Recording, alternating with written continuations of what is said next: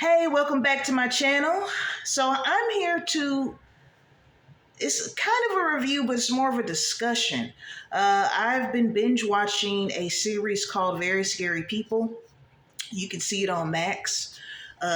It's from the HLN channel. I've never heard of that, but Max picks up things and you can see the new episodes the next day on Max, I believe. So this whole series is basically talking about notorious, infamous serial killers, and just people that, well, most of the people that I've seen on there have been serial killers. And one thing that I noticed about this show versus like other series where they talk about serial killers is they delve deep into their childhood, and it kind of seems like it leans towards maybe trying to show a bit of sympathy for them because of how they grew up. So my question is, what makes a killer? Is it nature? Is it nurture? That's one of the old questions, nature versus nurture. So I wanted to talk about a few of the people of episodes that I've seen. So we all know Charles Manson. He's probably one of the most notorious, even though he says he technically did not kill anyone. But he brainwashed, basically had himself a cult, brainwashed a group of young people to do the killing for him, trying to start a quote unquote race war, right? So he had them target rich white celebrities, and then after they would murder them, they would write pig on, in their blood on the, right, on their walls and on their homes and things. And so then they talk about how he was in like reform schools coming up. His mother was a sex worker. I think she was like a teenager. I'm not sure if she was really in his life. I think he was kind of neglected a little bit. He was sexually abused in these homes, physically abused as well. We have another person. I'm pretty much going over who I have on my thumbnail. John Wayne Gacy, who was known as the Killer Clown. He dressed up as a clown. That was his occupation. He had other occupations, but his dark side was murdering young boys and young men, which they found, I think, 20 something bodies in his house, his crawl space in the yard. And when they go into his childhood, they talk about how, for one, I think he was always gay, but he grew up at a time where it definitely was not accepted, right? And he was sexually abused by a neighbor, I think. His father was really physically abusive because I personally think his father knew he was probably gay and didn't want that, and he abused him as well. Aileen, I believe is how you say her name, is the woman who's a serial killer. She killed a bunch of male clients. She was a sex worker. Her childhood is abuse, sexual abuse. I believe multiple times. She was raped, had a child at 12. And then lastly, we have the Cleveland or Cincinnati strangler, Anthony Sowell, I believe is his name, but he would pick up, mostly a lot of these women, I can't say most, but a lot of these women were transients. A lot of them were on drugs, abusing drugs, and he just picked them up, took them to the house, say, hey, we can party, I have drugs here, drink, blah, blah, blah. And he would kill them. And luckily, they did have a few survivors of him that actually tried to tell the police, but the police did not believe them. And I'm going to come back to that as well. So this is the question: does their childhood play a part in what they became? Now, in my opinion, because I can say there's people that go through abuse, whether it's physical, sexual, verbal, and turn out to be outstanding citizens. It doesn't define them, but you have people that it totally messes them up.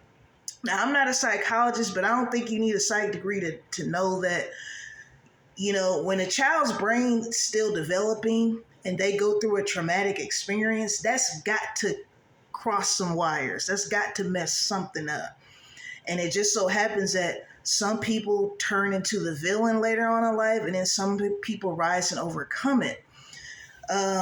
Then there's this argument of, well, what if there's something chemically wrong with their brain? Because it's like something's got to be wrong with you mentally to do something like kill multiple people, leave the bodies in the home where you live.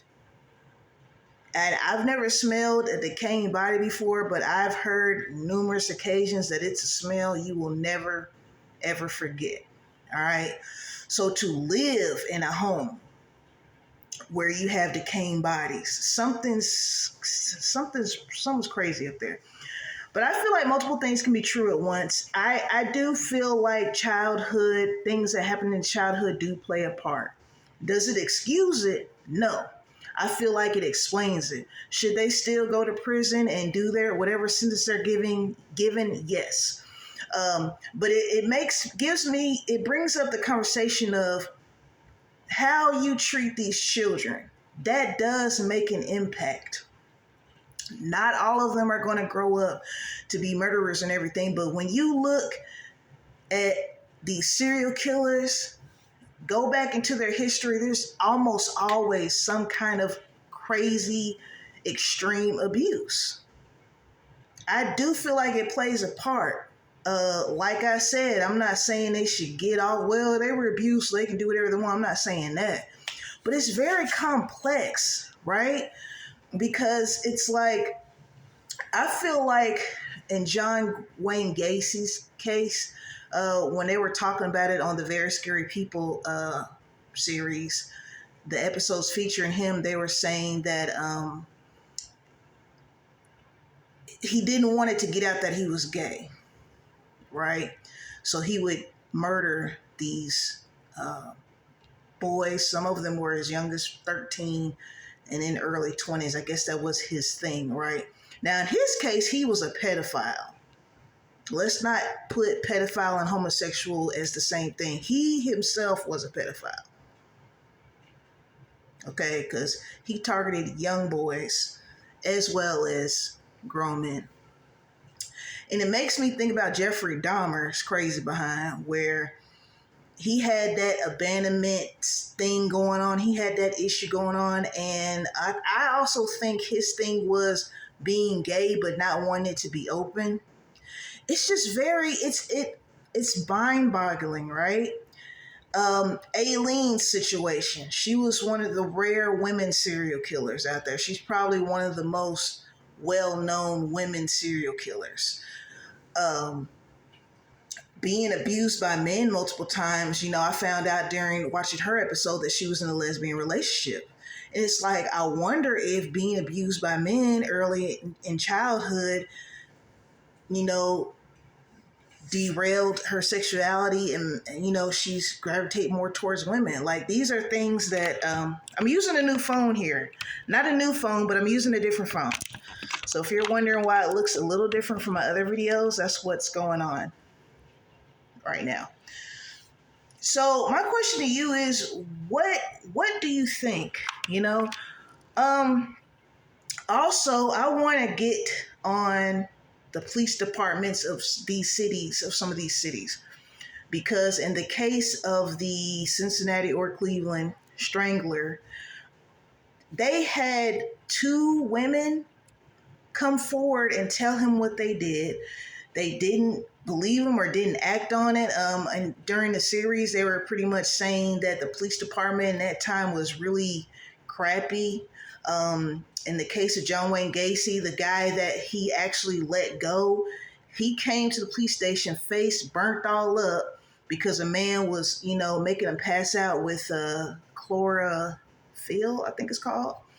He was beat up, cigarette burns. They didn't believe him because John Wayne Gacy had this, other type of life personality where he was well known in the community, well known with politicians. They didn't believe him. And it's like, people literally could have been saved if the police force would have acted quickly or when they were supposed to. And unfortunately, when drug addicts report things being done to them, a lot of times they don't receive help because they're drug addicts. And they're looked at as, well, you're liars, you're whatever, woo, woo, woo. And so it really frustrated me watching the episodes where you literally had people saying, hey, this man kidnapped me. He tried to kill me. He strangled me. He drugged me. He did this, that, and the third. And here we are, 10, 15 bodies later. Now you arrest them. You see what I'm saying? So my heart goes out to anyone battling addiction. I really hate that things can happen to you and people feel that they can do things to you because of your position, and no one's going to believe you. The police aren't taking you seriously. So that's the question of the night. What makes a killer? Do you feel like if these people had different childhoods growing up? Oh, also, I forgot to mention the childhood of the Cincinnati Cleveland Strangler. His mother was very abusive to him. And I noticed in the episodes, they drove that a lot. It's almost like they were kind of blaming his mom for how he turned out. So if these people, 4 people, or any other serial killers that you can think of that had bad childhoods, if they had good childhoods, do you think, I know we can never know, but do you think they would have turned out differently? Or do you think that there was just something evil in them from the jump? They were just born. I apologize about the camera. I'm probably going to go back to my other phone. But do you believe that they're just evil from jump or what? Or do you believe it's a little bit of both? Let me know. Like I said, this is on Max if you want to see it. The new episodes, I don't know what days they come on, but the new episodes come on a channel called HLN, but I just go to Max. I haven't watched cable in a while. It's called, again, Very Scary People. So let me know what you think and drop down in those comments and let's have a discussion about this, all right? Shout out to my 105 subscribers. Shout out to the rest of you as well who are not subscribed, but you know you can by hitting that button for me, all right? Peace and blessings to you all. Until next time.